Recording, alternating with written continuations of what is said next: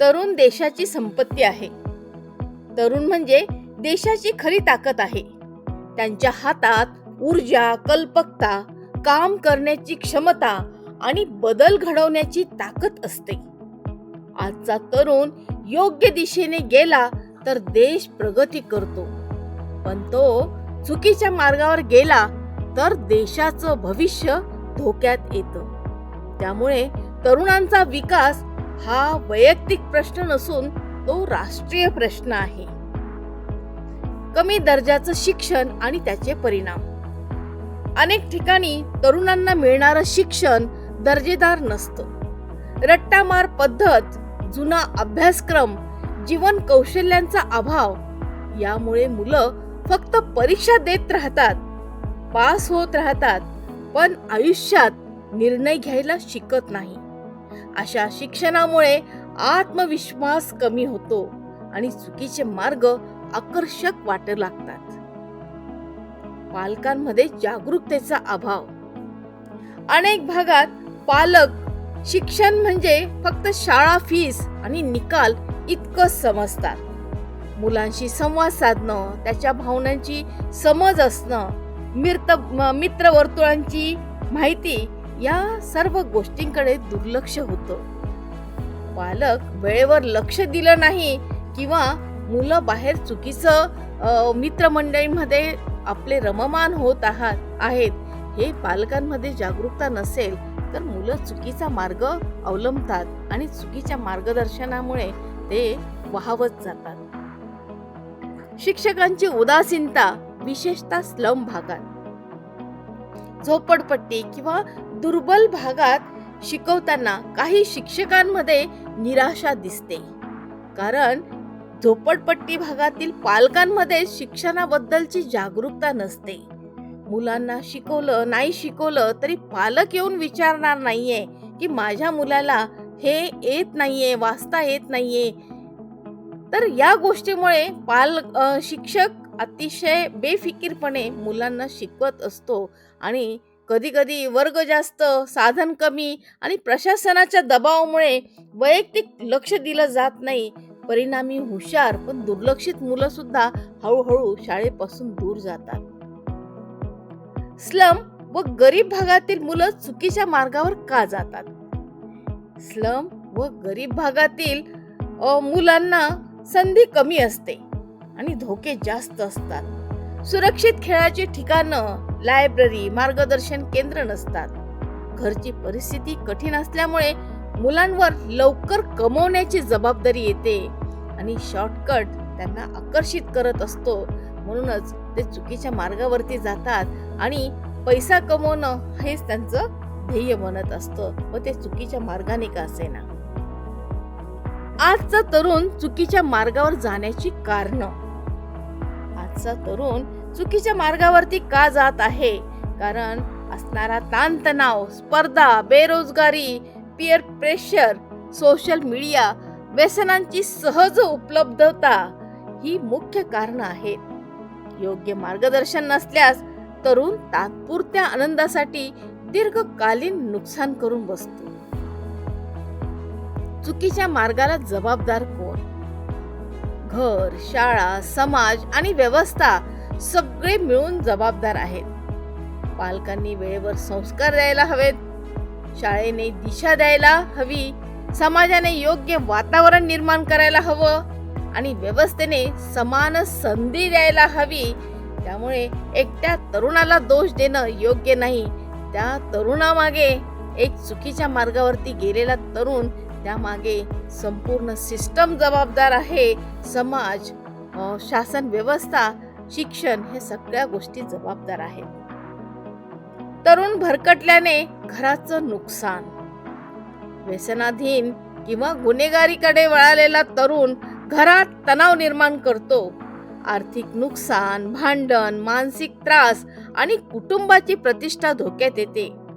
कधी कधी संपूर्ण कुटुंबाला त्याची किंमत मोजावी लागते आणि संपूर्ण कुटुंबाचं समाजातलं स्थान तिथं ढळत असतं. समाजाचं होणारं नुकसान. जेव्हा एखादा तरुण भरकटला जातो, वाममार्गाला जातो, तेव्हा समाजाचं काय नुकसान होत असतं, तर अशा तरुणांमुळे चोरी, भांडण, असुरक्षितता वाढते. महिला, वृद्ध आणि लहान मुलांमध्ये भीतीचं वातावरण निर्माण होत असतं आणि समाजातील विश्वास कमी होतो आणि सामाजिक ऐक्य ढासळत असतं. तरुण भरकटल्यामुळे देशाचं काय नुकसान होतं? देशाचा तरुण वर्ग हा व्यसनात अडकला किंवा त्याची उत्पादन क्षमता कमी झाली तर गुन्हेगारी वाढते, आरोग्य आणि कायदा व्यवस्थेवर खर्च वाढतो, देशाला मिळू शकणारा विकासाचा फायदा वाया जातो. त्यामुळे तरुण ही देशाची संपत्ती आहे. तो जर भरकटला तर परिणामी देशाचं न भरून निघणारं नुकसान होत असतं. ही गोष्ट लक्षात ठेवली पाहिजे. व्यसनामुळे विचारशक्ती कशी कमी होते? आता तरुण म्हटला तर तरुणांमध्ये व्यसनाधीनतेकडे वळण्याचं प्रमाण जास्त आहे. कुठेही छोटं मोठं ताणतणावाला टेन्शन आलं तर त्याचं उत्तर शोधण्यासाठी कुठेतरी व्यसनाच्या आहारी जात असतात. आणि व्यसन मेंदूच्या निर्णय क्षमतेवरती कसा परिणाम करतो, मेंदूचा पूर्ण ताबा कसा घेत असतो हे ओळखायला पाहिजे. कारण मेंदू हा आपल्याला विचार करण्याची कुवत निर्माण करतो आणि या क्षमतेवरती परिणाम झालेला असतो. चांगलं व वाईट ओळखण्याची क्षमता कमी होते. त्याचबरोबर अभ्यास, काम आणि नातेसंबंध कंटाळवाणे वाटू लागतात आणि माणूस सवयीचा गुलाम होतो. तो व्यसनाच्या आहारी जात असतो. व्यसनामुळे समाज विघातक कृत्य कशी वाढतात? पैशाची गरज. व्यसन म्हटलं तर व्यसन करण्यासाठी पैशाची गरज असते आणि ही गरज भागवण्यासाठी बऱ्याचदा मुलं विघातक असे कृत्य करतात. चोरी किंवा घरामध्ये एखादी वस्तू विकणं किंवा घरातले पैसे चोरणं. त्या पुढे पुढे ही घटना वाढतच जात असते. विघातक कृत्य करत असताना कधी कधी एखाद्याच्या जीवावरती सुद्धा बितत असतं. तर व्यसन हे किती वाईट आहे याचा आपण विचारच करू शकतो. त्या व्यसनामुळे राग सुद्धा निर्माण होत असतो आणि रागावरती नियंत्रण नसतं. चुकीच्या संगतीमुळे चोरी, मारामारी, शाळा सोडणं अशी विघातक कृत्य घडत असतात आणि ही कृत्य वैयक्तिक नसून समाजावर परिणाम करणारे असतात. त्यामुळे व्यसन हा एक व्यक्ती जरी करत असला तरी त्याचे परिणाम कुटुंबावरती, समाजावरती आणि परिणामी देशावरती कसे होत असतात हे आपण विचार करायला हवं. श्रीमंत कुटुंबातील मुलांमध्ये समस्या का असतात? श्रीमंत कुटुंबातील मुलं अतिलाड किंवा हद्द नसलेल्या गोष्टीचं स्वातंत्र्य त्यांना दिलं जात असतं आणि अतिलाडामुळे सुद्धा ही मुलं वाहवत जातात. रिकामपण असतं किंवा घरातली श्रीमंतीमुळे हातामध्ये मुबलक पैसा असतो, अकाउंटमध्ये बँक बॅलन्स असतो, अशामुळे सुद्धा मुलं एक उत्सुकता म्हणून व्यसनाच्या आहारी जात असतात आणि व्यसनाच्या आहारी गेल्यावरती पैसा असूनही त्यांना कधी कधी भावनिक आधार मिळत नाही. त्यामुळे हे मुलं चुकीच्या मार्गावरती जातात आणि जेव्हा एकदा पालकांना कळतं की आपला मुलगा अति पैशामुळे किंवा दिलेल्या स्वेच्छा किंवा स्वातंत्र्यामुळे हे मूल वाहवत गेले, अशा वेळी पालक त्याच्या पैशांचा ओघ कमी करतात. त्यावेळी हे मूल ते सहन करू शकत नाही आणि मग पैसा मिळवण्यासाठी ते चुकीचा मार्ग अवलंबतं. श्रीमंत कुटुंबातील मुलं सुद्धा चोऱ्या करणं किंवा एखाद्याची गाडी चोरणं, घरामध्ये चोरी करणं असे प्रकार करताना आपल्याला दिसत असतात. बऱ्याचदा चोरी करताना घरातील कुटुंबातील व्यक्तीला सुद्धा इजा पोहोचण्याची शक्यता असते. कारण त्यांना जो व्यसन असतं ते व्यसन करण्यासाठी कुठल्याही हद्द पार करू शकतात. हे आपल्याला अनेक उदाहरणातून सांगता येईल. श्रीमंत मुलांचं भविष्य कसं सावरतं? बघा, वाहवत जाणारा मुलगा हा श्रीमंत कुटुंबातील असेल तर त्याचं भविष्य काही अंशी सावरलं जात असतं. त्याला समुपदेशन केंद्रात त्याला सामील केलं जातं आणि त्याला समुपदेशन करून त्याची आणि अतिशय म्हणजे चांगल्या रीतीने त्याचं भविष्य सावरलं जात असतं. चांगल्या शाळा आहे किंवा पुनर्वसन केंद्र आहे, तिथं सुद्धा त्याला संधी दिली जात असते आणि त्याला पुन्हा माणसामध्ये, त्याला समाजामध्ये आणलं जात असतं. आर्थिक आणि सामाजिक आधारामुळे सुद्धा त्याची चूक कायमची ती ठरत नसते. त्याला पुन्हा मार्गावरती आणण्यासाठी संपूर्ण कुटुंब, समाज त्याला कारणीभूत ठरतं आणि त्याला पुन्हा समाजामध्ये मानाचं स्थान मिळू शकतं. परंतु झोपडपट्टीमधला जर एखादा व्यक्ती, एखादा तरुण वर्ग जर भरकटला गेला, तर कशा पद्धतीने त्याची वाताहात होत असते. झोपडपट्टीला समाजाचं कॅन्सर का म्हटलेलं आहे? कारण गुन्हे, अस्वच्छता आणि असुरक्षित वातावरणामुळे अनेक लोक तिथं चुकीच्या मार्गाने भरकटले असतात. प्रत्यक्ष झोपडपट्टी ही लोकांची नाही तर व्यवस्थेच्या अपयशाची ही खूण आहे.